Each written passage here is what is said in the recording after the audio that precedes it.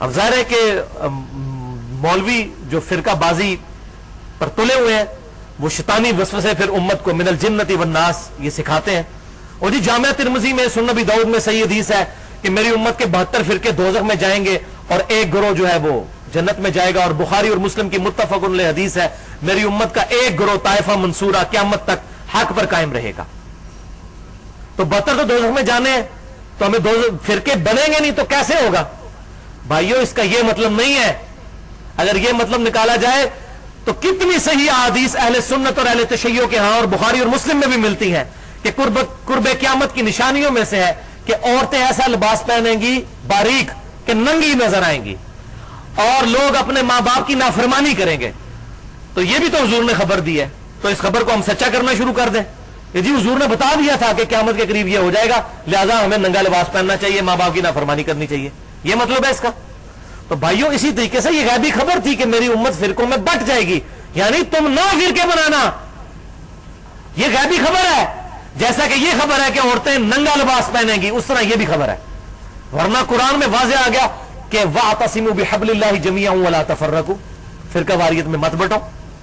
بل وہ آیت سن لیجئے, سخت ترین آیت قرآن پاک میں فرقہ واریت کے حوالے سے. بسم اللہ الرحمن الرحیم, سورۃ الانعام آیت نمبر 159. ان الذین فرقوا دینہم وکانوا شیعا, بے شک جن لوگوں نے دین میں فرقے بنائے اور اپنے آپ کو گروہوں میں بانٹ لیا, لست منہم فی شیء, اے نبی صلی اللہ علیہ وسلم آپ کا ان سے کوئی تعلق اور واسطہ ہی نہیں ہے. انما امرہم الی اللہ, ان کا معاملہ اللہ کے سپرد کیجئے. ثم ینبئہم بما کانوا یفعلون, اللہ قیامت والے دن ان کے برے کرتوت ان کو بتا دے گا جو انہوں نے حرکتیں کی تھی.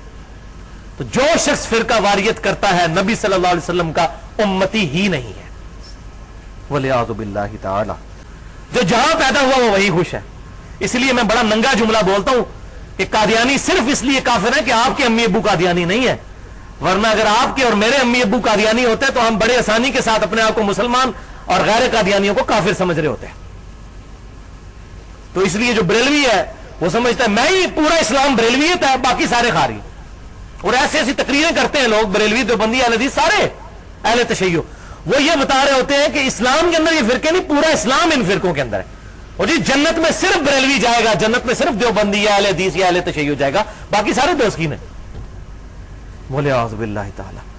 ہم یہ کہتے ہیں میرے بھائیوں, ہم اسی گروہ کو صحیح سمجھتے ہیں. بخاری اور مسلم کی حدیث ہے ایک گروہ قیامت تک حق پہ قائم رہے گا. وہ گروہ سب سے پہلے تو صحابہ تھے نا, ان سے سٹارٹ ہوئے نا. صحابہ اگر بریلوی دیوبندی اہل حدیث شیعہ تھے تو ہم وہ ہیں, اگر وہ سمپل مسلمان تھے تو ہم مسلمان ہیں. اب اختلافات جب پیدا ہوئے ہیں ہم کتاب و سنت اجماع کو حجت مانتے ہیں.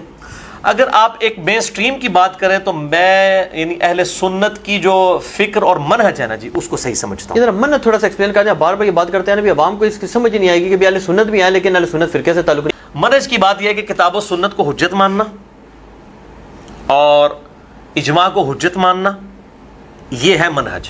تو ہم یہ سمجھتے ہیں کہ اہل سنت ہوں, اہل تشیع ہوں, بریلوی دیوبندی اہل حدیث کوئی بھی ہوں, ان کے اندر جہاں جہاں پہ اچھے لوگ موجود ہیں جو حق بات کو قبول کرتے ہیں وہ اس فرقہ ناجیہ میں شامل ہیں. باقی یہ ہے کہ آپ کسی کو سرٹیفکیٹ دینا, وہ اس طریقے سے سرٹیفکیٹ تو میرے بھائی میرے پاس نہیں دیا جائے.